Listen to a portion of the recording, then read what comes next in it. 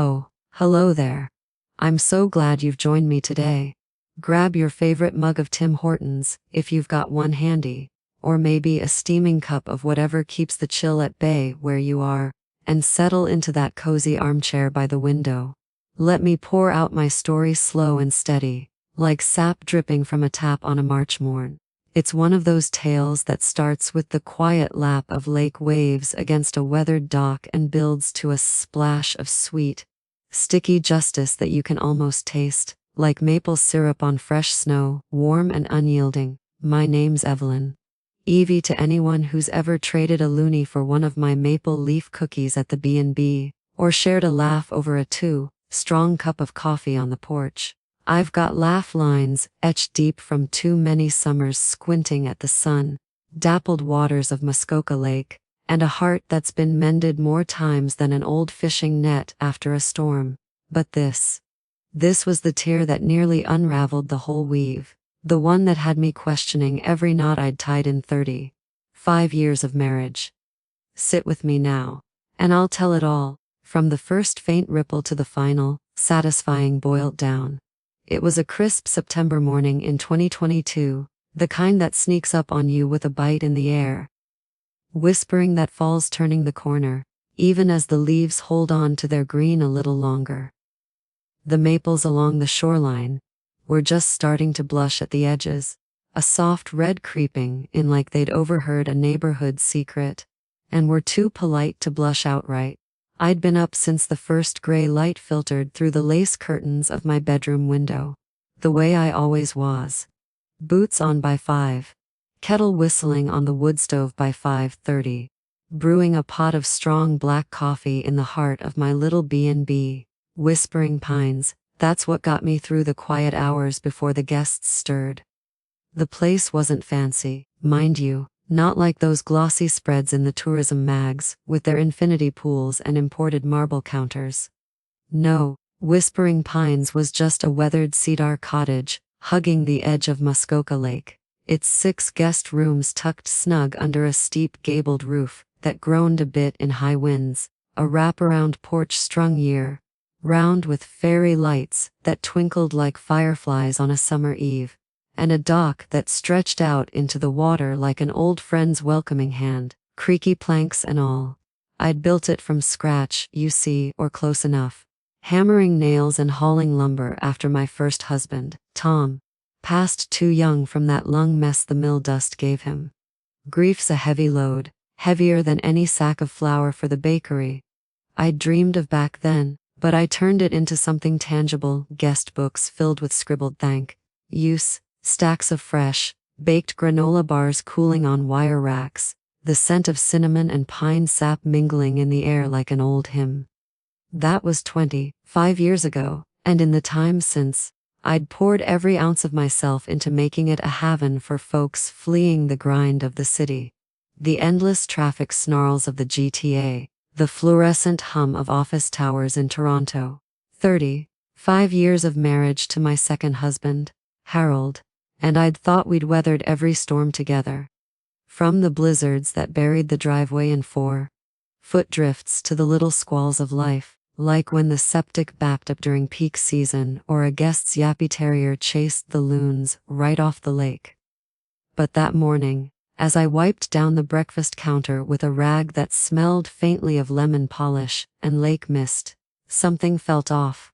Like the air before a sudden squall rolls in off Georgian Bay, heavy with the promise of rain you can't quite see coming. Harold had stumbled in late the night before, well past the 11 o'clock news, his boots thudding heavy in the mudroom like he'd carried half the mountain home on his soles. Needed to clear my head, Evie, he'd grumbled, not quite slurring but close enough to make me wonder if it was the trail or the trail mix talking. He was claiming a solo hike up Blue Mountain, one of those rugged loops through the hardwoods where the leaves crunch underfoot and the views stretch out like God's own postcard. His flannel shirt hung loose on his frame, the one I'd sewn a patch onto last spring after he snagged it on a birch snag during a dock repair. Red plaid wool, soft from 100 washes, with that faint outline of my needlework still visible under the porch light. But as I picked it up to toss into the laundry hamper, shaking out the pine needles and bits of bark that always seemed to hitch a ride home with him, a whiff hit me square in the chest. Not his usual pine and sweat trail scent, the one that reminded me of our early days camping by the French River, but something muskier, warmer, almost cloying. Like expensive sandalwood lotion, the kind you splurge on at that little boutique in Bracebridge with the hand-painted signs and wind chimes tinkling in the doorway, not something you'd find on a rugged trail up a mountain. I frowned, holding the fabric closer for a second sniff, but shook it off quick as a trout darting under a lily pad. Probably just the wind carrying scents from the other cottages dotting the shore. The Pattersons with their lavender diffusers, or maybe that new family from Ottawa who'd arrived yesterday smelling of city perfumes and takeout falafel. Harold himself was 62 that year, solid as one of the old growth pines that lined our property, with a salt and pepper beard that scratched just right when he nuzzled my neck in the mornings and hands calloused thick from years of fixing docks for neighbors, swinging a hammer like it was an extension of his arm. We'd raised our boy, Connor, right here in this very cottage. Him toddling along the dock with a plastic bucket for treasure hunts, graduating to skipping stones, and then, later, to the RCMP Academy in Depot, where he traded boyhood dreams for a crisp red serge and a badge that gleamed like fresh, polished brass. Now he was stationed up in Aurelia, fighting fires and floods, and the occasional domestic dust-up, his cruiser a familiar sight pulling into our drive on-off days, lights off but presence steady as the lake's horizon. Our daughter-in-law Leela, well, she was sweet as maple taffy pulled fresh from the snow, on the outside at least.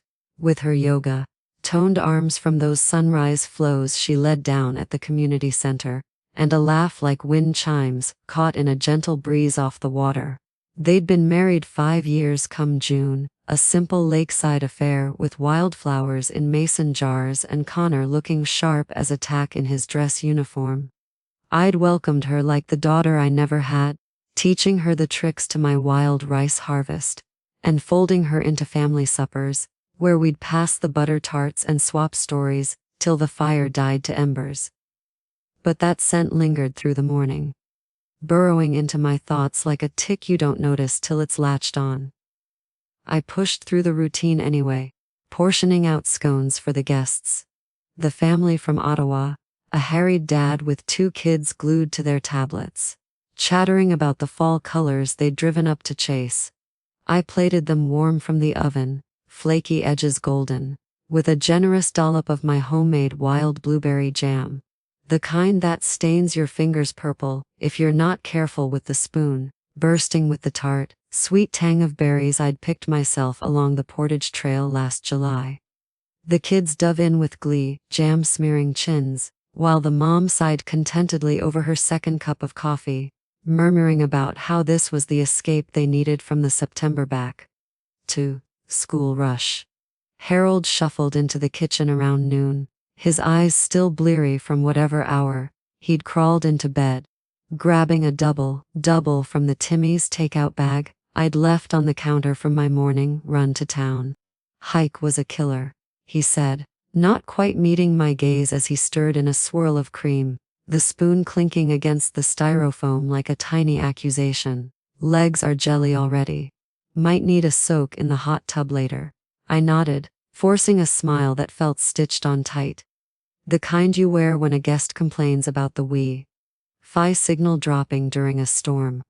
But as he rummaged in the fridge for milk, bending at the waist with a grunt, a crumpled receipt fluttered out of his jeans pocket, landing light as a leaf on the linoleum floor.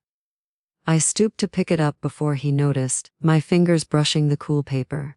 Tim Hortons, Bracebridge location, time-stamped 8:47 p.m. the night before. A large steep tea black, and a pumpkin spice donut, the fancy kind with the cream filling that always leaves a sticky ring on the dash. For one, he'd told me over breakfast that morning he'd packed a thermos of my coffee and a couple of energy bars, swearing off town stops to keep it pure. My stomach twisted then. a cold hook sinking deep in the gut, like the time I'd lost my best lure in the weeds off the point, watching it vanish into the murk with a final plop. Why the lie? And that scent again, clinging to the receipt's edge like an afterthought. I didn't say a word, just folded it neat as a napkin, and slipped it into the pocket of my apron, the fabric whispering soft against my skin as if to say, "Hold on to this, Evie. It's a thread worth pulling."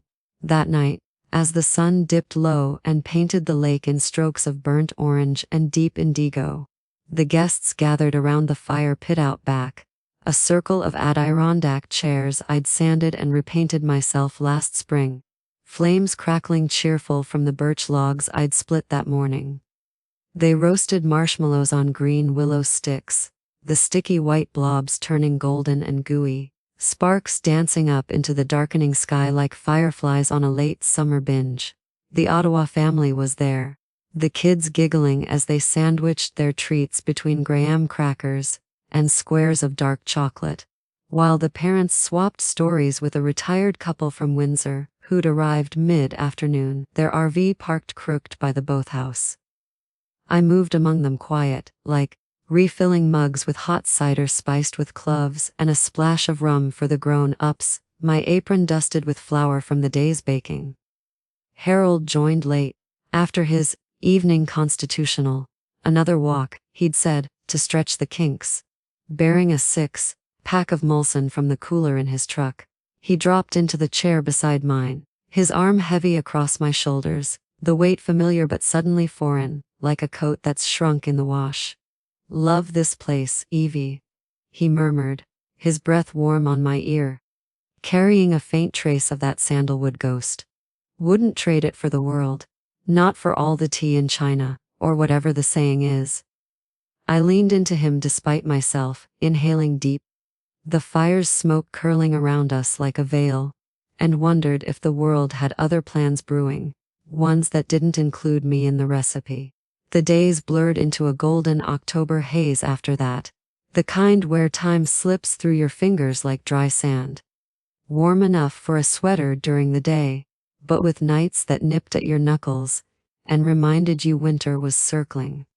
Leaves carpeted the path to the dock in a riot of crimson and gold, crunching underfoot like brittle secrets, and the air hummed with the distant, haunting call of loons echoing across the water, their cries sharp as a knife through fog. Guests came and went in a steady rhythm, the B&B's little engine purring along, city folk escaping the relentless hum of the greater Toronto area, with their briefcases swapped for binoculars and hiking boots, families with wide-eyed kids building forts from driftwood and fallen branches, their laughter bouncing off the pines like stones on a calm lake.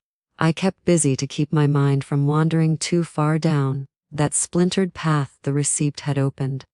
Flipping pancakes with cinnamon swirls at dawn for the early risers, the batter sizzling on the griddle with a scent that filled the kitchen like a hug, leading canoe tours at first light, my paddle dipping rhythmic into the glassy water as I pointed out beaver lodges and eagle nests to wide-eyed newcomers, jotting notes in my battered ledger for the next batch of maple syrup labels, dreaming up flavors like wild strawberry infusion or a smoky chipotle twist to surprise the holiday crowd. Whispering Pines wasn't just a B&B to me, it was my legacy, woven thread by thread from the fabric of my life.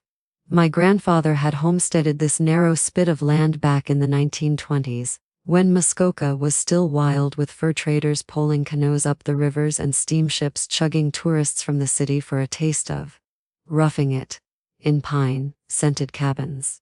He'd cleared the bush with a double-bit axe, built the first shack with logs hewed by hand, and planted the sugar maples that still lined the drive, their trunks scarred from generations of tapping.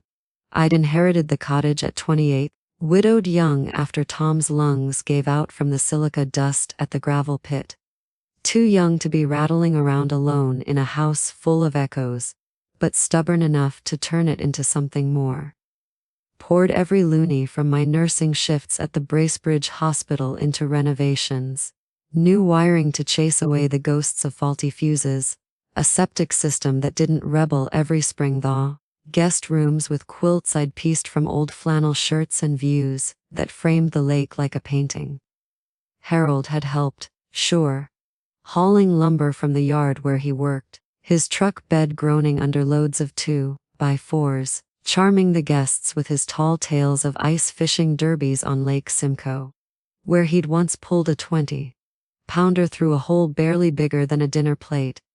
But it was mine at the core.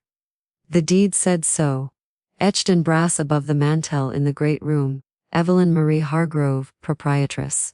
I'd hung it there myself, 16 years into our marriage, after the lawyer in town assured me the prenup Tom and I had signed held water even after his passing, and Harold's name stayed off the title like a polite boundary line. Yet that receipt gnawed at me through those golden days, a splinter lodged under the nail that you can't ignore. No matter how many times you tell yourself it's nothing, I'd catch myself staring at it during quiet moments, unfolding it on the counter while the coffee perked, tracing the faded ink of the timestamp with my thumb, wondering who he'd shared that pumpkin spice donut with, if the cream had smeared on lips that weren't mine. One evening, after tucking the last guest in with a mug of chamomile tea steaming gentle on their nightstand, the retired couple from Windsor, sighing about how the lake's lullaby was better than any pill, I waited until Harold's snores rattled the rafters like a distant chainsaw cutting through the night. The house fell still then, save for the steady tick of the cuckoo clock my gran had brought over from Germany after the war, its wooden bird popping out on the hour, like a faithful sentinel. I slipped downstairs in my wool socks, the floorboards cool and familiar underfoot, creaking soft in the spots I'd learned to step light over the years. The laundry basket sat in the mudroom, overflowing with the day's discards, and I fished out his flannel shirt, shaking it once more for good measure. There, wedged deep in the pocket beside a stray loonie and a crumpled tissue, was another clue, a glossy ticket stub from the fall fair in Gravenhurst, the one with the midway rides and winning pies that drew crowds from 3 counties. 2 admissions, adult price, no kids discount. Dated the same night as his hike, up Blue Mountain, the paper edges frayed like it'd been clutched too tight. My hands trembled as I held it to the moonlight filtering through the kitchen window, silver washing over the plank counters in a cold, unforgiving glow. Who goes to the fair alone, buying 2 tickets, and pretending it's a solitary trek through the bush? The questions piled up like driftwood after a high wind, each one heavier than the last. I tucked the stub beside the receipt in my apron drawer, the one with the mismatched buttons and faded floral print, and climbed back to bed, the mattress dipping familiar under my weight. Harold stirred once, mumbling something about trails, his arm flopping heavy across my waist like an anchor. I lay there awake till dawn, the lake's waves lapping rhythmic against the shore outside, a lullaby that offered no comfort. The next morning, with the sun peeking shy over the horizon and turning the water to molten gold, I texted Connor at 2 a.m. Couldn't sleep, the words burning in my chest like heartburn from too much coffee. My thumbs flew across the screen like startled minnows fleeing a heron's shadow. Hey, kiddo. Up for a walk tomorrow? Miss your ugly mug and those Timbits you always bring, he replied just as the sky lightened to Earl Grey. Always, Mom. Swing by the detachment after shift. Leela's got yoga till noon, but I'll grab a box, double chocolate for you, my boy. Ever the rock. Tall like his dad, with shoulders broad from hauling hoses, and my hazel eyes that crinkled at the corners when he smiled, a uniform that made strangers trust him on sight and neighbors wave a little extra enthusiastic when his cruiser rolled by. But as I hit send and set the phone down, a pang hit me sharp in the chest, like a hook snagged on bone. Leela, sweet Leela, with her kale smoothies blended fresh each morning in that noisy machine she'd gifted me last Christmas, and that delicate tattoo of a loon on her inner wrist, a nod to our lake life that I'd traced with admiration the day she showed it off. She'd helped me rebrand the B&B last year, sitting cross-legged on the porch with her laptop, suggesting glamping pods for the website and eco tours with guided birdwatching.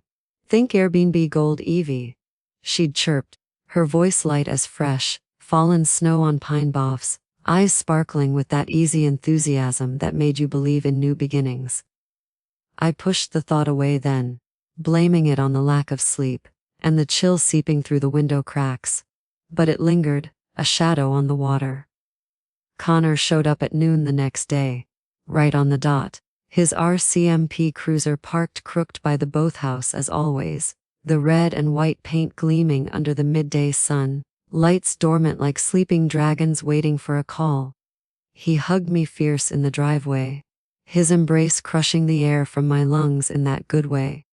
Smelling of strong coffee from the detachment's pot, and a faint whiff of cordite from the range practice he'd mentioned on the phone. We walked the shoreline trail together, the one that wound through the birch groves and along the pebbled beach, leaves crunching under our boots like brittle parchment. The air was sharp with the scent of damp earth and decaying ferns, and the lake stretched out calm to our left. A few ducks bobbing lazy on the ripples. Dad seems off lately, Connor said after we'd gone a quarter-mile, pausing to skip a flat stone across the water. 3 perfect bounces before a plunk that sent concentric circles widening. Called me last week out of the blue, asking about property taxes on the cottage. Weird, eh? Like he's planning something, but won't say what. I nodded slow, the receipt and ticket stub burning a hole in my jacket pocket, their edges pressing like accusations against my thigh. Yeah, he's been distant. More walks than usual, less talk. We fell into an easy rhythm then, talking loops around the lake's edge, about his latest call out, a barn fire up near Huntsville, where the hay bales had gone up like tinder, and the owner lost 2 cows before they got it contained. About the new recruit at the detachment, a kid from the prairies who couldn't tell a moose track from a deer print. I almost spilled it all right there, the words bubbling up like sap in a warm spell. The lies, the sense, the growing knot in my gut, but I held back, like a fisherman playing a big one on light line, letting it run a bit before reeling in. Instead, I asked about Leela, casual as stirring sugar into tea. She's glowing these days, he said, grinning wide enough to show the dimple in his left cheek, the one he'd had since he lost his first tooth at 6, talking about starting a side hustle, maybe flipping old cottages into rentals for the summer crowd. Smart girl, that one. Says we could retire here someday, turn the place into a family compound.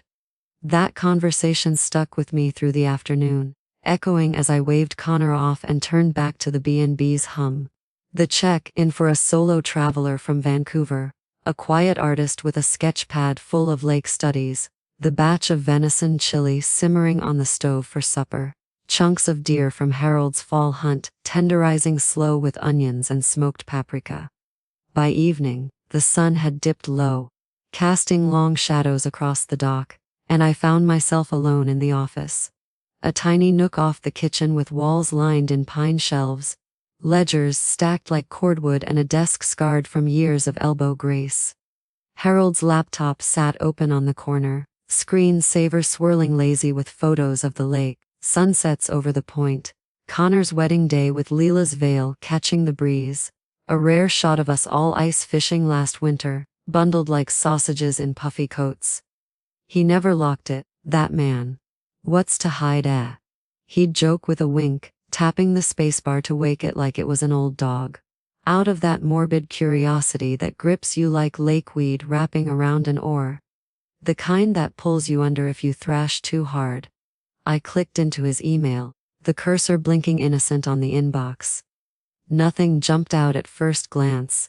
Work spam from the lumber yard about inventory shortages, newsletters from the fishing forum he lurked on, debating the merits of braided line versus mono.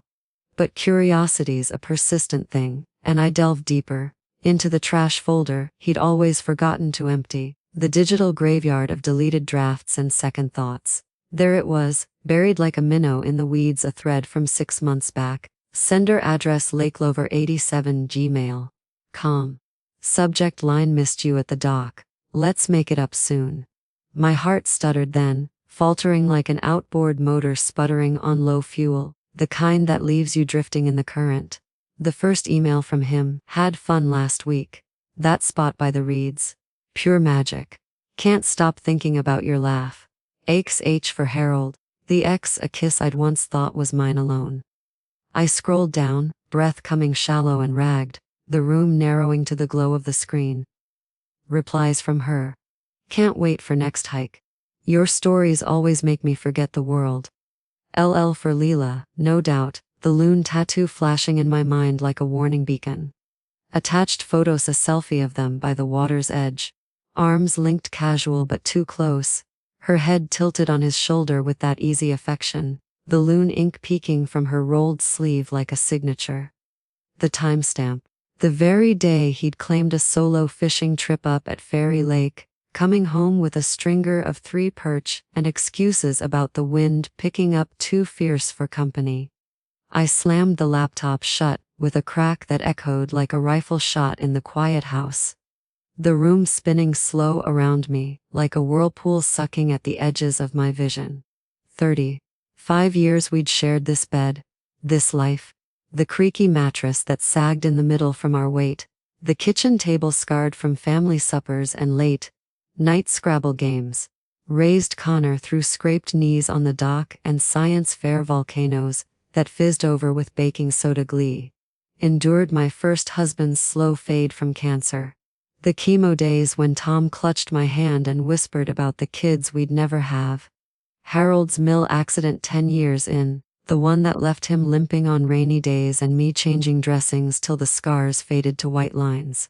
And now, this, my son's wife, whispering secrets in the reeds while I poured tea for strangers and folded towels into crisp hospital corners for guests who'd never know the rot beneath the polish. The betrayal landed heavy, a stone skipping across still water, each bounce a fresh bruise, the lies about hikes and fishing trips, the scent of sandalwood masking the truth. The way his eyes had slid past mine more often lately, like I was a familiar landmark he'd grown bored of navigating. I stumbled out to the porch then, the screen door banging soft behind me, the night air sharp as a filleting knife against my flushed skin. Stars wheeled overhead in their indifferent dance, pinpricks of light against the black velvet sky, and the lake whispered its endless lullaby, waves lapping rhythmic against the pilings below, slap, sigh, slap, like a heartbeat I could no longer trust. Tears came hot and fast after that, salting my cheeks like the brine from fresh, caught perch gutted on the dock, blurring the lights of a distant cottage across the bay. I wrapped my arms around myself, rocking slow on the swing's chains, the wood creaking in time with my sobs. But beneath the hurt, raw as an open cut, something else stirred. A slow boil starting deep in my chest, like sap thickening over a low flame in the sugar shack, patient and inevitable. I wouldn't shatter, not here, not yet. I'd tap this tree of deceit, boil it down to its essence. See what truth came sticky and clear.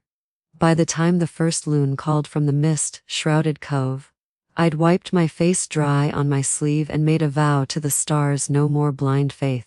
Time to cast my own line. The next morning dawned foggy and close, the mist clinging to the water like a bridal veil gone gray, muting the world to soft edges and hushed sounds. The drip of dew from pine needles, the muffled honk of geese heading south. I served breakfast on autopilot, moving through the motions like a ghost in my own kitchen, poached eggs nestled on slices of rye toast. I'd baked fresh that dawn. Bacon crisp to autumn frost edges in the cast, iron skillet, sides of yogurt parfait layered with granola, and the last of the season's raspberries. The guests chattered around the oak table, the Ottawa family planning a leaf, peeping drive up to Arrowhead. The Vancouver artists sketching the fog, shrouded dock on a napkin with quick strokes of charcoal. I smiled and refilled their mugs, murmuring about the best viewpoints and the cafe in town with the killer butter tarts. But my mind was a whirlpool, circling the emails, the photos. The way Lila's laugh in that selfie had looked too genuine, too free. Harold kissed my cheek goodbye as he headed out for his shift at the lumber yard, his lips dry and perfunctory, eyes crinkling in that habitual way. "Love you, Evie. See you at supper," he said, grabbing his thermos from the counter. Liar, the word echoed silent in my head, but my voice came out steady as Lake Icy. "Drive safe. Watch for deer on the 118th. As his truck rumbled away down the gravel drive, tires crunching like bones underfoot, exhaust fading into the mist, I pulled out my phone from the apron pocket. Time for reinforcements, the kind that didn't come with flannel shirts or wedding vows. I'd met Rita years back at a Chamber of Commerce mixer in Bracebridge, one of those stuffy affairs in the Legion Hall, with folding tables laden with dry sandwiches and weak punch. She was a sharp-eyed realtor with a bob haircut like a chickadee's crest, always dressed in crisp blazers and pearls, with a knack for sniffing out deals. Or dirt. Like a bloodhound on a scent. We'd bonded over a shared laugh at the mayor's speech, something about sustainable tourism, that sounded more like a sales pitch for overpriced kayaks.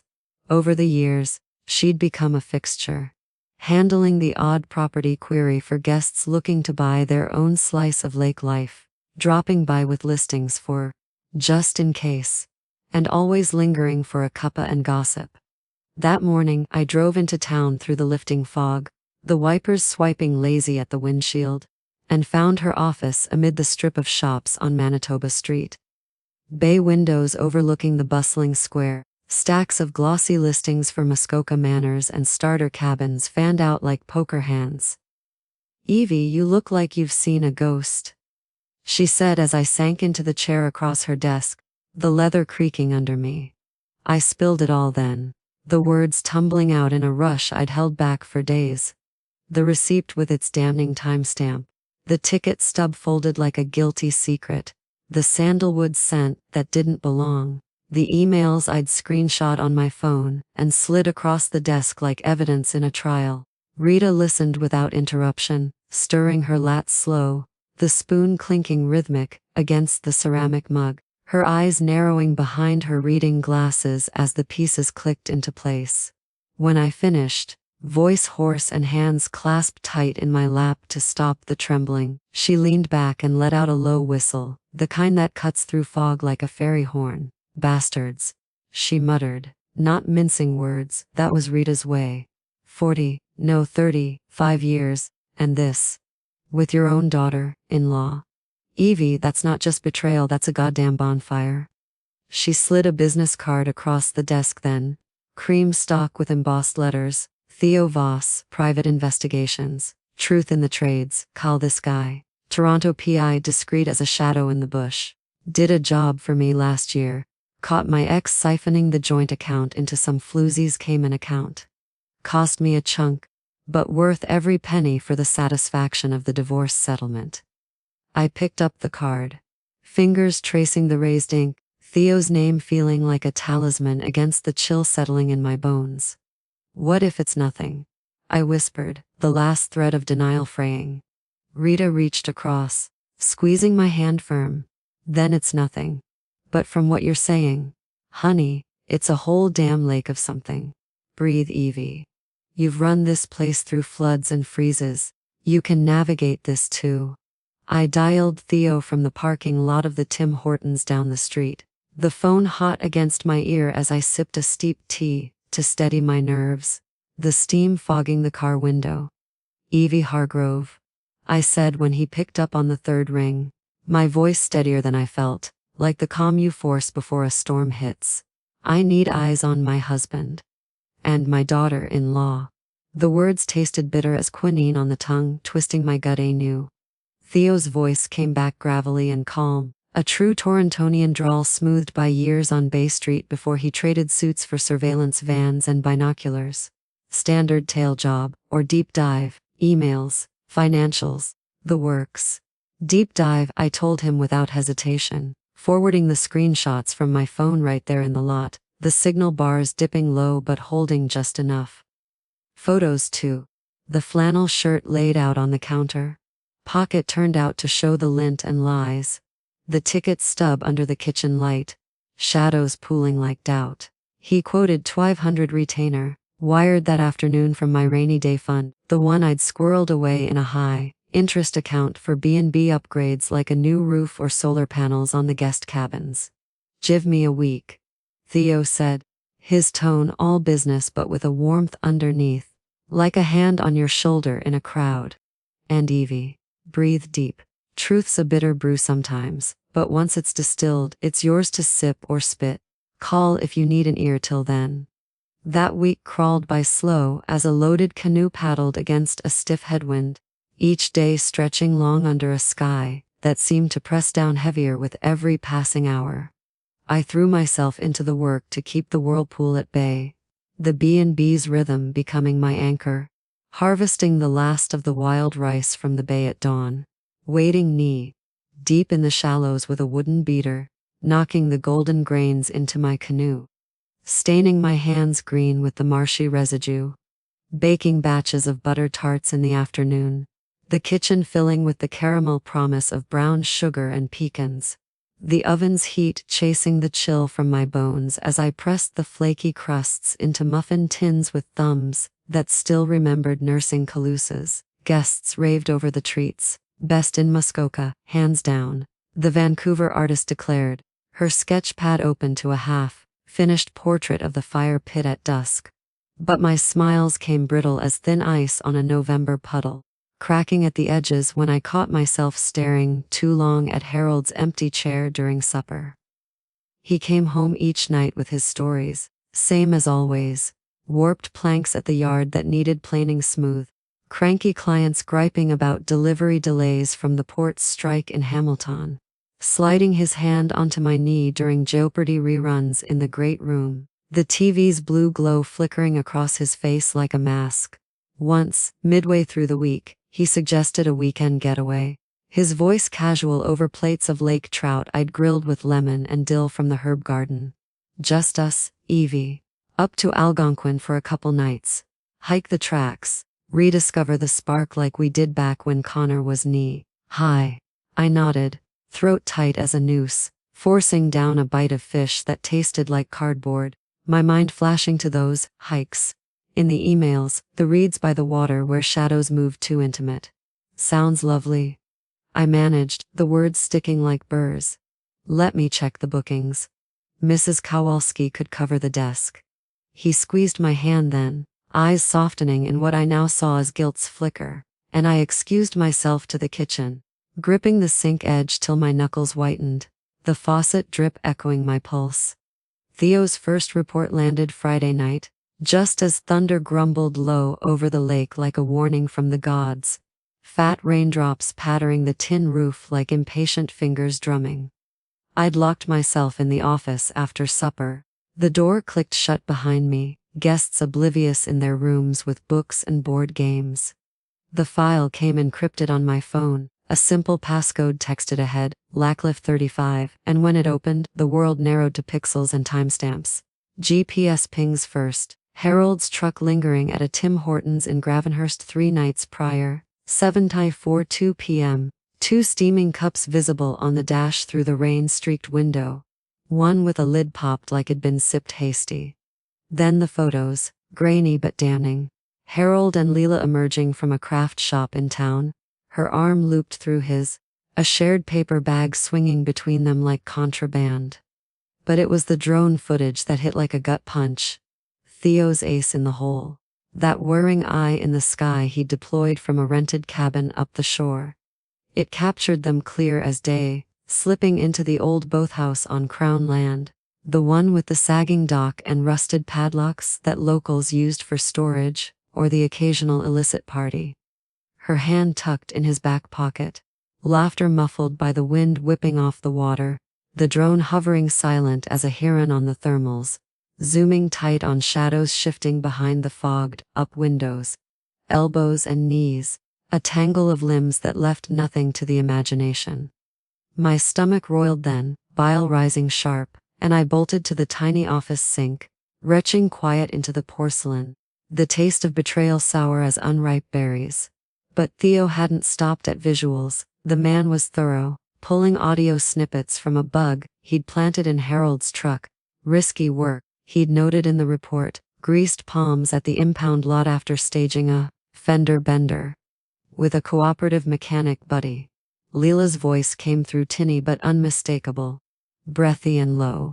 Connor's clueless as ever. Thinks I'm at hot yoga down in the village. Told him I needed to center myself after that shift at the clinic. Harold's chuckle followed, deep and rumbling like gravel under tires. Good girl. Phase 2's lining up. The will contest with that lawyer in Aurelia. Get the cottage transferred to my name quiet, like, claim Evie's declining. Forgetful spells, you know the works. Then we flip it pods for glamping, hot tubs on every deck, big money from the city crowd. Airbnb gold, babe, just like you said. My blood froze solid in my veins, the room tilting as if the floorboards had given way. The cottage. My cottage, the one Grandpa's sweat had cleared. Tom's memory lingered in every beam. Connor's childhood etched in crayon marks on the walls. They'd forge documents, twist words to paint me as a senile old bat forgetting where she parked the canoe or mixed up guest names, sell it off to some sharp, suited investor from the GTA for a tacky eco resort with yurts and yoga decks, pocketing the proceeds while Connor patrolled the highways north of here, helmet on and heart none the wiser. I gripped the desk edge, nails biting into the scarred oak. 35 years of Harold's support, flashing bitter, hauling ice blocks for the backyard rink so Connor could skate till dark, charming building inspectors with six-packs and handshakes to greenlight expansions, standing beside me at chamber meetings with a proud arm around my waist. All along Con, a slow thaw leading to this flood. I forwarded the whole file to Rita that night, rain lashing the windows like accusations, and her reply pinged back swift lawyer first thing Monday. Your prenup's ironclad, deeds yours lock and key. But Evie, get even before you get out. Make it stick, even. The word hummed in my skull like a tuning fork struck hard, vibrating through the hurt to something sharper, more defined. That night, sleep evaded me entirely. I paced the dock under a hunter's moon, its light silvering the water to a rippling sheet, stars pricking the black like nail heads hammered hasty. The lake mirrored my turmoil perfectly, calm surface hiding currents churning deep below, eddies that could pull a swimmer under without a ripple. Flashbacks flooded unbidden. Our wedding on this very shore 35 summers back, Harold in a rented tux rumpled from the drive, vowing, till the lake runs dry, with the minister's Bible open between us and a fiddle player sawing reels from a rowboat. Connor's first catch at 7, a thrashing pike hooked on a worm, rigged bobber, Harold whooping like a kid as we netted it, the three of us knee deep in the shallows with the sun warm on our backs. Leela's arrival 5 years ago, all wide eyes and city polish in her white sundress for the rehearsal dinner, me teaching her to tap the maples that first spring, sap buckets clinking like silver bells as we drilled the spiles together, her laughter ringing pure when the first drip hit the pail. Betrayal tasted like ash on the tongue then, dry and choking, but mixed with it was a resolve hardening slow, like frozen sap cracking under the axe, cold, unyielding, ready to split wood. By dawn, with the mist burning off and the first robins chattering in the underbrush, that resolve had set firm. I'd hire the lawyer Rita recommended. Quietly, for separation papers drawn up neat and binding, a trust to shield the property for Connor and me. But first, justice, served sticky and slow, the kind that lingers like syrup on the teeth. I remembered Harold's fishing kit then, tucked away in the garage amid the clutter of snowshoes and lawn chairs, the graphite rods leaning like sentinels, lures tangled in a tackle box that smelled of brine and rust, that unassuming tube of real lube. He swore by for his annual opener, keeping the gears smooth on his favorite Zebco, waterproof, slick as silk, perfect, I supposed with a dark twist, for other applications, the ones whispered about in those boathouse shadows. A smile tugged reluctant at my lips, bitter but real. Revenge wasn't blind rage, flailing like a storm, whipped pine, it was precision, patient as filleting a trout on the dock, scales shimmering silver before the knife parts flesh from bone. I'd swap it out, something stronger, more permanent. Epoxy resin, the industrial grade from the hardware store in Huntsville. Clear as water, odorless, sets like concrete in minutes under pressure or warmth. Disguise it in the lube tube. Let their own haste do the binding. But exposure, that needed flair, a hook to reel in the whole tangled mess. The old boathouse on the property line, ancient and finicky, with its wood stove from Grandpa's era, the pipe choked with creosote and prone to backdrafts. Perfect for staging a chimney fire. I'd rig it simple but effective. Smoke pellets from an old Halloween prank kit in the attic. The ones that billowed thick gray clouds for fake hauntings. Triggered by a timer app on a burner phone hidden in the rafters. Set it to pop during their next rendezvous. Theo would confirm the when. And call in the volunteers anonymous from a payphone in town. Connor's crew drilled their monthly. Hoses at the ready, let the lake hear the splash, the whole bay witness to the unmaking. It wasn't cruelty, I told myself as I sketched the plan on a napkin over cold toast. The coffee going bitter in my mug. It was balance, a counterweight to their greed. They wanted to steal my shore, my sap, my son's trust. I'd give them a stickiness they'd never shake. Theo's next ping came Monday morning, just as Rita's lawyer. A no-nonsense woman named Sandra with a bun tight as her contracts. Sat across from me in her office, outlining the separation docs with the precision of a surgeon. Rendezvous confirmed for Tuesday. Boathouse, dusk. Drone sweep shows prep, blankets, wine. Deep dive update attach.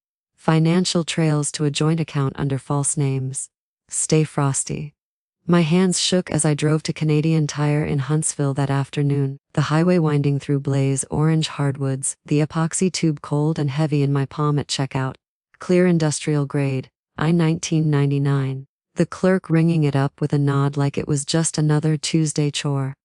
Back home, with guests checked in and oblivious, a yoga retreat group from Barrie unrolling mats on the great room floor. I waited till Harold left for a parts run to the yard, his truck kicking gravel as it vanished down the drive. The garage smelled sharp of oil and old life jackets mildewed from last summer's rains, cobwebs draping the rafters like forgotten veils. I unscrewed the lube cap with steady fingers, heart pounding a war drum in my ears, and decanted the epoxy drop by viscous drop. The liquid glinting innocent as it filled the tube smooth, mimicking the original's sheen to perfection. A test squeeze on a scrap of plywood from the shelf instant bond, the wood fusing unbreakable as bad blood sealed in ink. I capped it tight, wiped every fingerprint with a rag soaked in solvent, slotted it back amid the tackle box chaos, beside the rusty pliers and feathered spoons, and stepped back, the air thick with the weight of what I'd wrought. Perfect. Poetic, even. That night over venison stew, my grand's recipe, rich with juniper berries foraged from the trail and chunks of deer. Harold had hunted ethical last fall. I played the part of unsuspecting wife to the hilt, ladling seconds into his bowl with a smile that didn't reach my eyes. Missed you today, I said soft, stirring my own spoon through the gravy, carrots and potatoes bobbing like buoys. Harold's eyes lit with that guilty spark I'd learned to spot, fork pausing mid-air. Missed you too, love. Big day tomorrow. Early tea time at the Bracebridge Club with the boys from the yard. Lee, bald as a stripped log. Theo's intel pinned it to the boathouse, 6 p.m. sharp.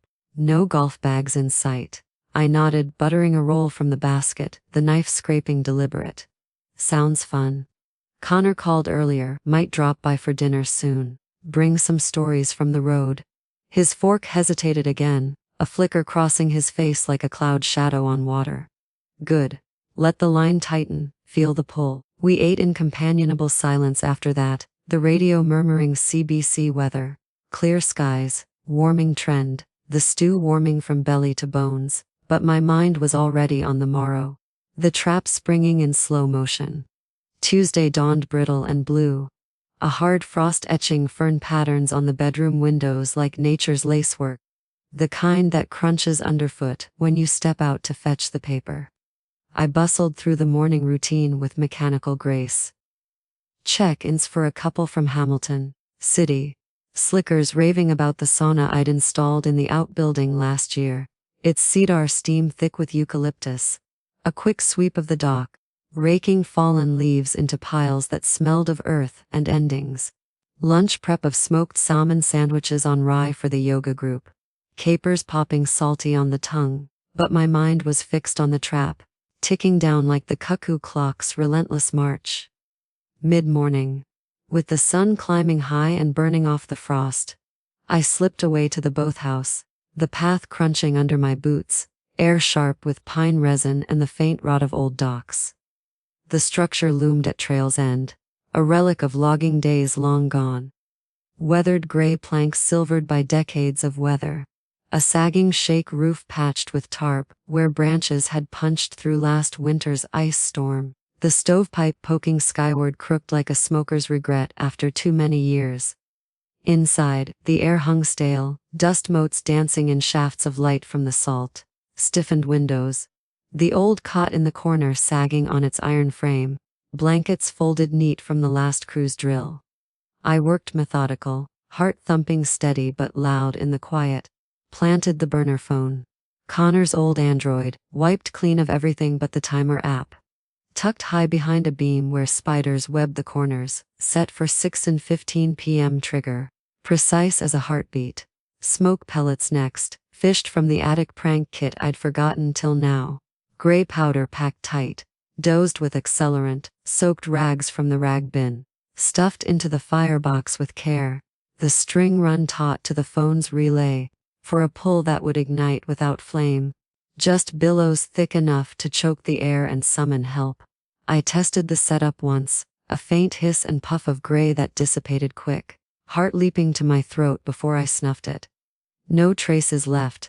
Scattered leaves over my bootprints outside, the door latched casual as if I'd just checked for mice. Nature's camouflage, patient as the lake's slow carve through stone. Back at the B&B, the day wore on in a haze of activity, baking a double batch of Nanaimo bars for afternoon tea, the chocolate bottom firm like lake mud after rain, the custard layer sweet as false promises, walnuts chopped fine under my knife's rhythm, serving them on the porch to the guests, who devoured the squares with forks and fingers, the Hamilton couple snapping photos on their phones, Muskoka magic at Whispering Pines. One caption would read later, though they'd never know the storm brewing beneath. Harold texted at 4, casual as ever stuck late at the yard. Dinner solo tonight, I replied quick, no worries, enjoy the tea time. The quotes invisible but sharp, lies piling like cordwood for the fire to come.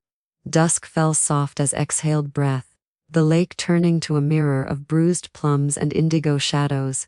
The air cooling to that crisp edge where breath fogs and stars prick early. I watched from the kitchen window, pretending to chop carrots for a soup that would go uneaten, the knife thwacking rhythmic on the board. His truck idled by the road first, headlights cutting the gloom, then veered silent onto the boathouse trail, lights doused like a thief in the night. Minutes later, Leela's Prius purred up the drive. Her yoga mat slung over one shoulder like the flimsiest of alibis, ponytail swinging as she glanced round nervous before vanishing into the trees, her figure swallowed by sumac and shadow. My cue. I grabbed my wool coat from the hook, told dear Mrs. Kowalski, the front desk sitter from down the lane, with her knitting needles clicking eternal, munned the fort a spell. Quick errand to the point for kindling. She nodded over her scarf. In progress, oblivious as a loon to the undercurrents. And I was out, hiking the back trail silent as a deer in velvet, boots soft on the needle duff. I positioned myself behind a thicket of sumac at the clearing's edge, crimson leaves my veil, the air thick with the scent of damp bark and impending rain. The boathouse door creaked open on rusted hinges, silhouettes merging in the doorway. Her slight frame against his bulk, a bottle clinking, laughter floating light on the breeze. Her chime high and teasing, his rumble low and eager. I crouched low, phone in hand with the audio link live, streaming to my earbud, the connection crackling faint but clear. Finally alone, no prying eyes, no schedules, Leela purred, the cot springs groaning as they settled. Fabric rustled soft, zippers whispering, "That will contest." Theo's contact says it's airtight. Evie's signatures, forged easy with a good scan. "We'll have the deed by Christmas." Harold's voice husky, breath quickening. "Shh, babe, one thing at a time. Grab the lube from the kit, make this count like last time." A pause, heavy with anticipation, then gasps, sharp intake, a low moan. The epoxy working its wicked magic already, I knew, setting fast in the warmth of skin and haste. At 6:15 sharp, I triggered the app from my hiding spot, thumb pressing firm on the screen. A faint hiss echoed inside, mechanical and innocuous, then smoke.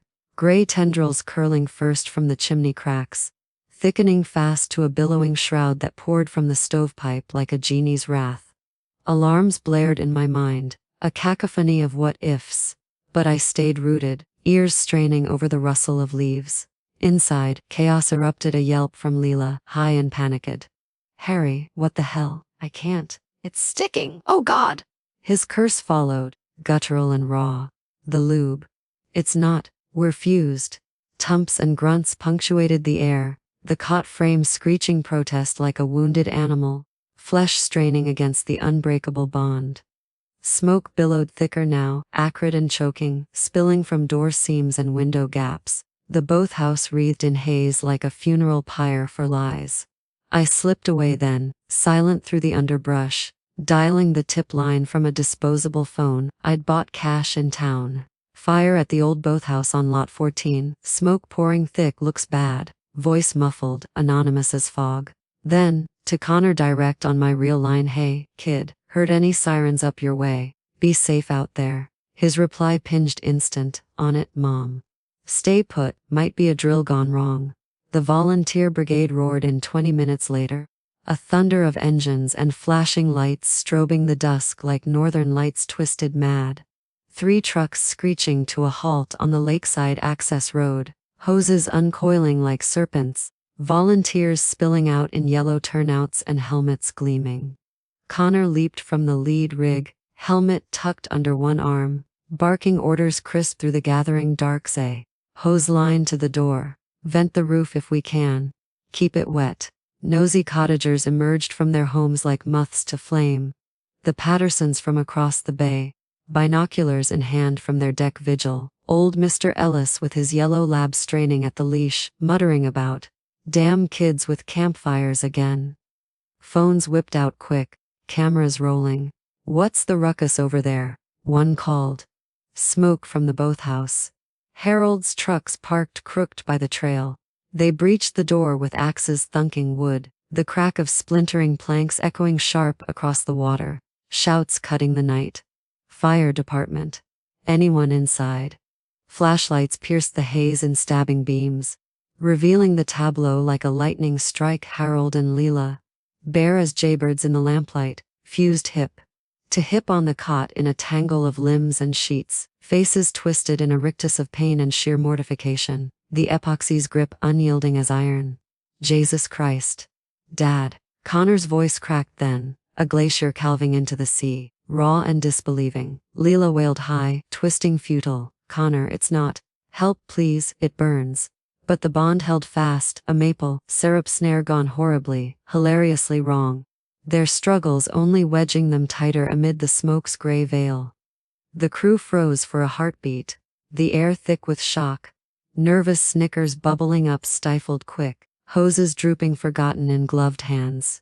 "Chief. Extrication protocol." One young buck stammered, face flushing red under his helmet. Cottagers clustered at the perimeter now, murmurs rising like a tide. "That's Lila Hargrove, yoga instructor down at the center, and Harold." "Oh Lord, Evie's Harold, stuck like that." Phones captured every awkward beat, the hasty drape of tarps over writhing forms, frantic radio calls to EMS for medical assist, non-fire related, the smoke still curling lazy from the chimney like an afterthought. Mr. Patterson, ever the busybody, hit record and shared it instant to the Bay's Facebook group, Boathouse Blaze. "Nah, blush of the century!" Comments flooded in real time, ripples spreading. Scandal on the lake. Poor Evie. What a pair. Father-in-law and daughter-in-law. Filthy. EMS arrived in a wail of sirens that cut the night like a knife. The ambulance's lights pulsing blue against the pines, paramedics spilling out with kits and stretchers. They winched the pair onto backboards. Still bonded, groaning in unison. Skin raw and reddened where the epoxy bit deep. Loading them into the rig with clinical efficiency, amid a gauntlet of flashes and whispers from the crowd. Easy now, solvent incoming. One tech murmured, but the damage was done, humiliation etched public as a wanted poster. Connor stood statue, still by the breached door. Helmet dangling loose from his fingers. Face ashen as birch bark stripped clean, eyes hollow with the double blow. I waited till the dust and diesel fumes settled. The trucks idling down to coughs, then emerged from the trees casual, like brushing leaves from my coat. Just a neighbor out for a stroll, heard the commotion. Evie. He rasped, spotting me through the haze, voice breaking on the edges. I pulled him into a hug fierce and wordless, his uniform scratchy against my cheek, the scent of smoke and sweat clinging to him like regret. Mom, what the hell is this? Tears wet my collar then, hot and silent. Truth, kiddo. Ugly as a nor'easter off the bay. But truth all the same. We drove to the hospital in Bracebridge together after that. Connor's cruiser slicing the dark roads with lights off but sirens silent, his hands white, knuckled on the wheel, jaw set like granite. The ER was a bustle of fluorescent hum and beeping monitors, the scent of antiseptic sharp as pine needles underfoot. Harold and Leela ended up in separate bays, curtains drawn tight, separated at last by solvent drips and surgical shears. Skin raw and stinging where the epoxy had claimed its toll. Egos flayed open wider than any wound. I waited in the linoleum hallway, vinyl chair creaking under me, the folder heavy in my lap, separation papers crisp from Sandra's printer. Will updated ironclad that morning to lock the property in trust for Connor and me. Financial trails from Theo's report printed and tabbed like exhibits. Rita had worked miracles overnight. Her text's a lifeline. You've got the high ground, Evie. Hold it. When the doc emerged at last. Stable physically, but the embarrassment, that'll take time. Sweat beading his brow under the harsh lights. I rose calm as lake glass on a windless day, and entered Harold's bay first. The curtains swishing shut behind me like a final curtain call. Evie. He croaked from the bed, bandaged and broken, IV line snaking to his arm, eyes pleading wet. Leela's sobs filtered from the next bay. Makeup streaked in black rivers down her cheeks. Please, it was a mistake, a stupid fling. I love you, always have. I set the folder on the bedside tray deliberate, the papers fanning open like a bad hand at poker, pen atop like a gavel. Sign, I said, voice cold but even, the steel I'd forged in nursing shifts and solo winters. The cottage stays mine, every inch, every tap line. You, vanish, from here, from Connor. From any lake that holds my name. He blubbered then, please, tumbling sloppy. Promises of counseling, second chances, meant nothing. But I cut him off with a look, turning to Leela's curtain as she whimpered. Evie, forgive me. I was lost. The pen scratched final on the lines, ink drying black as betrayal, and I walked out without another word. Door clicking shut on 30, 5 years like a latch on a boathouse gate. Outside in the parking lot, Connor leaned against his cruiser under the sodium lamps, stars wheeling faint overhead through the light pollution. Why, Mom? Why them? Why like this? His voice broke on the why, shoulders slumping heavy. I hugged him again, fierce as the first time, my hands on his back feeling the tremor he tried to hide. Love twists strange, son, like a current under ice, pulling where you least expect. But we don't break. Not us. We drove home silent after that, the lake road winding dark like a healing scar through the bush, headlights carving tunnels in the night, the only sound the hum of tires on asphalt, and Connor's occasional ragged breath. Weeks melted into winter's white embrace, after the scandal broke full. Snow blanketing whispering pines in a hush of powder, transforming the cottage to a postcard dream. Icicles dangling like crystal chandeliers from the eaves. bonfires crackling merry in the pit for cross, country skiers who traded city boots for snowshoes. The neighborhood lore spread slow at first, whispers over counters at the general store in town. Heard about Harold and that yoga girl. Stuck like flies in honey.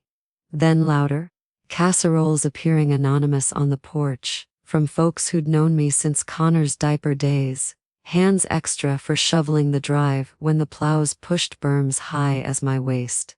Bookings held steady through the lean months, even picked up. Women's retreats with snowshoe yoga and storytelling circles by the hearth. Solo adventurers from Ottawa seeking the quiet of snow, muffled pines and mugs of mulled wine. I rebranded quiet in my head pines and peace. Your Lakeside reset. Sketching pod designs on napkins for spring installs. Eat chick, with solar lanterns glowing soft, and recorded loon calls piped through hidden speakers for that authentic touch. Connor moved in weekends proper after the hospital night. His cruiser a fixture by the garage like a guard post. Duffel bag slung over one shoulder with uniforms for the week, and a fishing rod for the off hours. We fell into a new rhythm, tentative at first. Ice. Fishing at dawn when the lake froze solid. The auger chewing through black ice with a whine that echoed across the bay. Lines jigging patient below for perch or wally. The hole's steam rising ghostly in the sub-zero air. Got one? Feel that tug?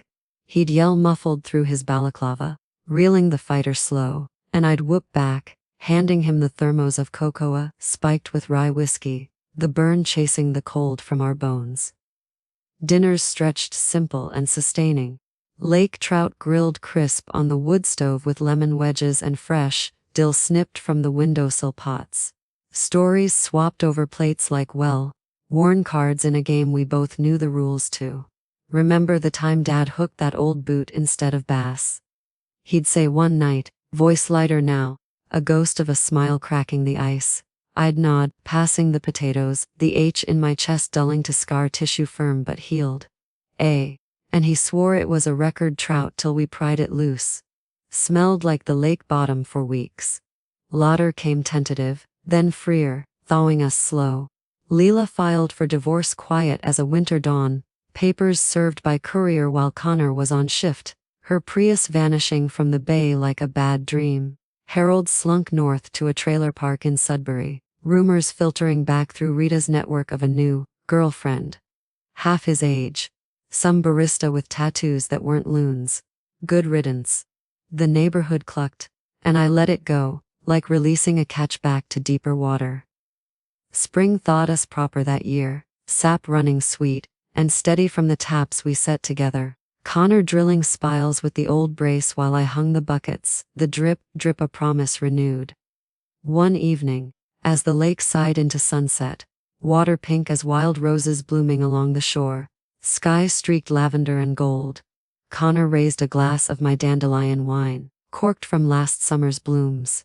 To you, Mom, keeper of the pines, the lake, all of it. I clinked my mason jar against his, tears pricking hot but welcome. To us, kiddo, unbreakable as the granite under the waves. And that's my sticky end, the full boil, down of it all. From betrayal's deep chill to revenge's warm, lingering glow, it didn't mend every fracture. No tale this side of fairy books does, but it sweetened what remained, like syrup poured slow over snow, melting into something new and nourishing. The lake keeps its secrets still, waves lapping eternal, but mine. They're out now, lapping free under the sun. Stay resilient, wherever the current carries you. With love from the pines.